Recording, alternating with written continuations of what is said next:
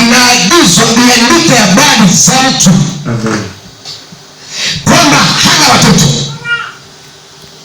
alafu hatafanikiwa katika maisha yake yote, katika uzao wake hawatafanikiwa. Manake hata akipata watoto wasifanikiwe wote. Kinachoandika ni nini? Nchi inaagizwa iandike habari za mtu kwamba yeye na watoto wake wasifanikiwe.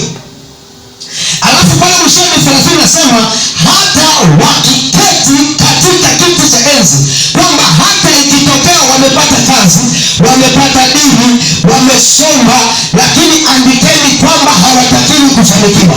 Wakati Mungu anamuumba mwanadamu, maisha ya mwanadamu aliyakabidhi kwenye ardhi, alafu akaiambia ardhi ndio iendeshe maisha ya mwanadamu. Ndio maana wakati Mungu anasema na ardhi, anaposema na mwanadamu, anakuwa anazungumza na vitu viwili kwa pamoja. Anakuwa anasema na mtu, lakini ardhi inasikia ili isimamie, mbingu zinasikia ili zisimamie kwa habari ya maisha ya mtu. Ninapohubiri hapa, ardhi inapokea maelekezo, mbingu zinapokea maelekezo. Kuna mtu mmoja ambaye alipangiwa kufa kabla ya umri wake hapa, anapokea hai. Piga Yesu makofi.